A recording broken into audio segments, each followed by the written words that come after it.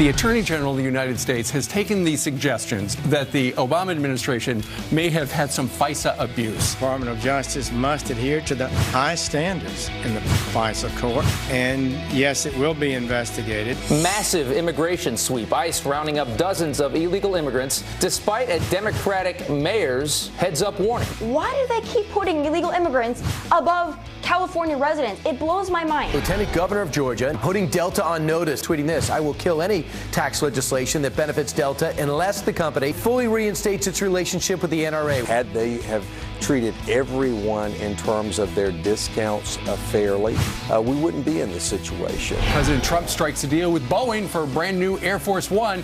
It will save taxpayers over $1 billion. Part of the deal is alive and well, and the president negotiated a great deal on behalf of American taxpayers. The so-called cannabis candidate is bringing a whole new meaning to the phrase joint session. It's important to walk the walk. We're taking big risks here. If you win, will you get high? Definitely.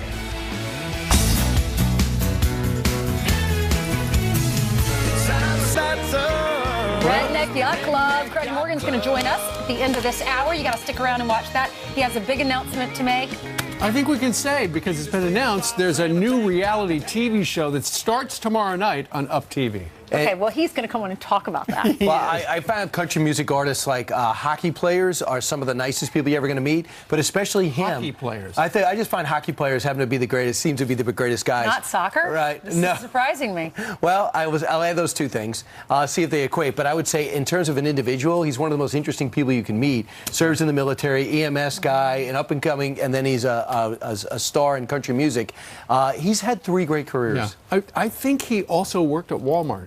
Right. I want to say he worked at Walmart in like the dairy department. We're going to talk to him about it. Ups and downs in his life. He lost his son recently. Right. Now, we'll add this. If you are writing music, the best thing to do is to experience a lot of things. And that's why it's important. Also, do you remember a time when the word redneck wasn't accepted? One time, remember we had Jeff Foxworthy on and we used the word redneck and people were insulted? Now it's in music and in titles. So at least something is being accepted instead of banned in our society. People have embraced it. That was the name of his album. Right.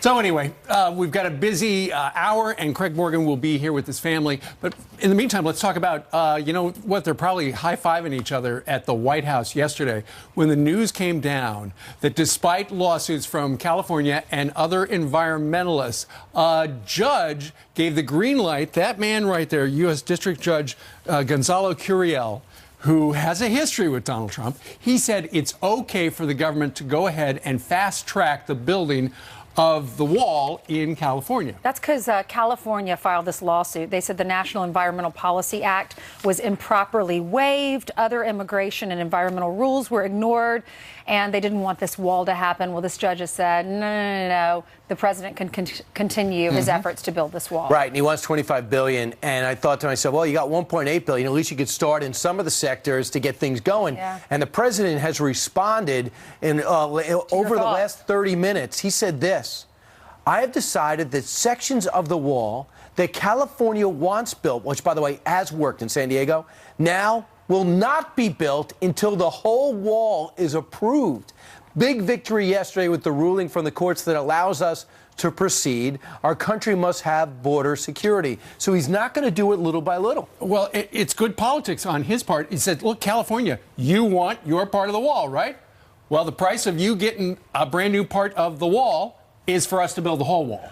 Plus, if you think about it, when you're starting a construction project, don't you want to fund the whole thing? Because you don't want, the fear is you put up one little piece of the wall, you hire this one company to do it, they put all these efforts into making that, and then they buy all the supplies to make the whole wall, and then it doesn't go through. I don't think until the money's there, you don't build the whole wall. And then what happens if there's just like one little piece of the wall that's built and the rest of the border doesn't have a wall? I think the states, I mean, 1.8 is going to fill the sector that they're worried about in Texas, another 2 here, then nothing because there's a river, then nothing because there's a mountain, and then all of a sudden fence works better according to the border agents. Others is some of the invisible technology that we're going to use. So I think this is a total political play where the president said, I'm doubling down. Now that I got permission, I want the $25 billion. And that means he should call up while everyone's still in session and try to get try to get all 4 pillars, of course, but try to get 3 pillars and try to reignite that legislation that had 54 votes in the Senate and maybe spur the Good Lot bill bill to go forward in the House. Unfortunately, it just looks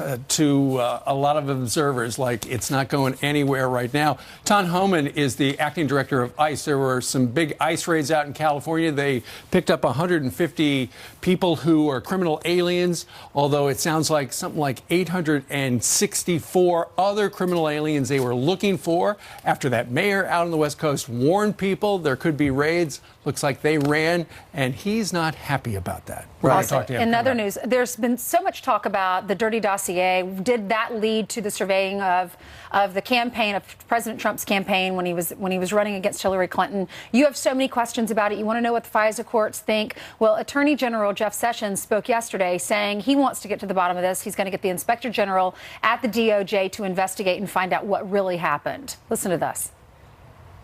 We believe the Department of Justice must adhere to the high standards in the FISA court. And yes, it will be investigated.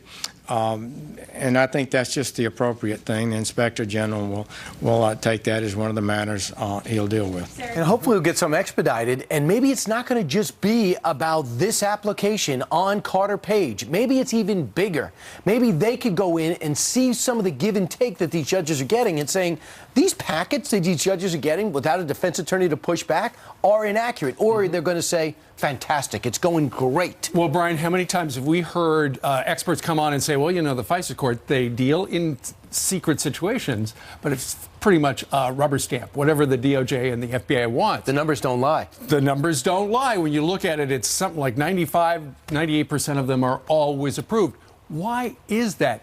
Does the Department of Justice and the FBI just stack the case to get the FISA warrant? We don't know. Nonetheless, Michael Horowitz, the Inspector General, is going to take a deep dive and look, probably over the last administration or so, I'm talking about the Obama administration, to see how often a FISA abuse, if it did happen, happened. So we know, it's dating back to on February 14th and switching to one of the other major stories in this country right now is school shootings. And we know that these kids go back to school today. We just had Phil Keating talking about that. And some of the aftermath is, let's turn our attention toward the NRA and make them the bad guys in this.